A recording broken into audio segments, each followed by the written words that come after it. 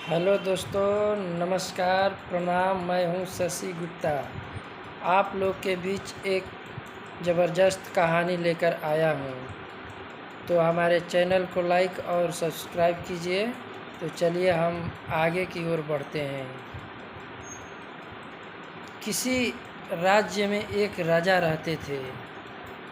उसका नाम मिडास था और वह बहुत आलसी तरह का व्यक्ति था, जो हर दिन सोचता था कि कहाँ से पैसा आए, कहाँ से ये वो, मतलब इस तरह की बातें हमेशा सोचा करता था।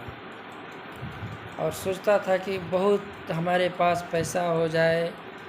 इसी को देखते हुए उसने दिन रात चिंता खाली करता था कि हमारे पास कहीं से पैसा आ जाए। इसी तरह समय बीतता जा रहा था कि एक दिन रात में उसने सोने के बाद भगवान सपना में आए और बोले, आंखें खोलो बालक। तो राजा ने चकित होकर ताकने लगे और क्या हुआ, देखा कि हमारे सामने भगवान आ गए। और उसने भगवान को प्रणाम किया। करने के बाद भगवान बोले कि वर मांगो बच्चा, कुछ जो मतलब चाहते हो वर मांगो। उसने मन ही मन खुश हुआ और सोचा कि अरे हमारी तो लॉटरी ही लग गई। चलिए भगवान से हम कुछ वर मांग ही लेते हैं, आखिर दिन रात सोचते हैं पैसा पैसा करते हैं। तो उसने बोला, हे भगवान, मुझे एक ऐसा वर दीजिए कि मैं जो कुछ उसको छूं वो सोने की बन जाए। भगवान ने कहा कि ठीक है, तुम जैसा चाहते हो वैसा ही होगा। और भगवान चले गए।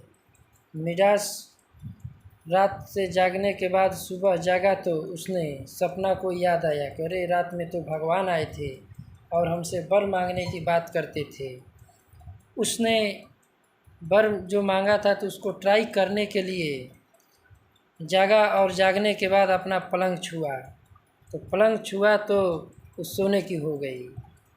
उसने बहुत खुश हुआ, अरे ये तो चमत्कार ही हो गया, भगवान ने हमको सचमुच में वरदान दिया। उसने मन ही मन बहुत खुश हुआ। ऐसा सोचने के बाद उसने तुरंत पलंग से उठकर आए और आने के बाद अपना महल छुआ तो पूरा महल सोने की बन गए। उसने खुशी मनाने लगे और पूरा एकदम खुश हो गए। सभी लोग सोचने लगे कि अरे इसका महल तो सोना का हो गया है, जो कुछ छूता है तो सोना का हो जा रहा है। इसी बीच उसने कुछ दिन भर में कुछ खाया भी नहीं था।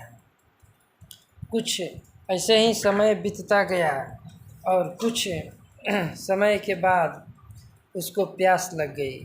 प्यास लगने के बाद उसने अपनी बेटी से कहा, बेटी एक गिलास पानी लेकर आओ।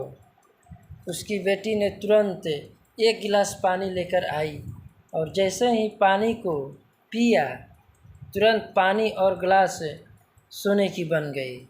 उसने सोचा, अरे ये क्या हो गया, ये भी तो सोने का बन गया।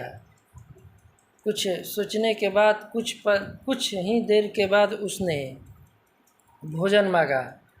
जैसे ही उसकी बेटी भोजन लाई और दी तो भोजन और थाली सब सोने की हो गई।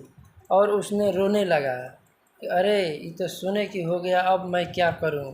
उसकी बेटी ने गई उसको समझाने के लिए, तो उसकी कंधा पर हाथ रख कर कहा, बेटी मैं जो छूता हूँ वो तो सोने का बन जा रहा है, तो मैं क्या खाऊंगा। कहने के बाद देखा तो उसकी बेटी भी सोने की बन गई, जो कि उसको छू कर बता रहे थे। अब उसने पूरा रोने लगे और कहने लगे कि हमको सोने की कोई चीज़ नहीं चाहिए। इस तरह रोते रोते रात हुआ और उसने भगवान से माफ़ी मांगने लगे कि भगवान हमसे भूल हो गई, हमको क्षमा कर दीजिए। उस करने के बाद उसने रात में सोने के बाद भगवान ने फिर आए, बोले, राजन कुछ वर मांगो। उसने रोने लगे और कहने लगे, हे भगवान, अब हमको कुछ वर नहीं चाहिए, अपना दिया हुआ वर आप वापस ले लीजिए। हमको वर नहीं चाहिए, हमको पैसा कौड़ी कुछ नहीं चाहिए। भगवान ने कहा ठीक है, तुम जैसा चाहते हो वैसा ही होगा। उसने अपना वर वापस ले लिए और इसने अपने मन ही मन सोचा कि अब मैं मेहनत मजदूरी करूँगा, लेकिन लालच नहीं करूँगा कि हमारे पास सोना हो जाए, चांदी हो जाए। पुनः बिहान हुआ और उसने छुआ अपने पलंग को, देखा तो जैसा था लकड़ी का था तो लकड़ी का था।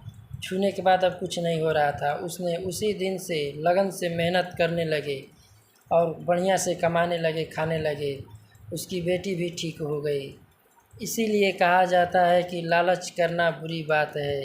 तो दोस्तों, लालच न करके बल्कि मेहनत किया जाए। मेहनत करके हम लोग कमाएंगे तो बहुत मज़ा आएगा।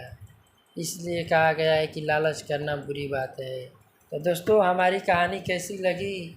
अगर अच्छी लगी तो लाइक कीजिए, सब्सक्राइब कीजिए और मैं ऐसे ही बहुत सारा कहानी लेकर आऊँगा। तो चलिए, नमस्कार, प्रणाम करता हूँ।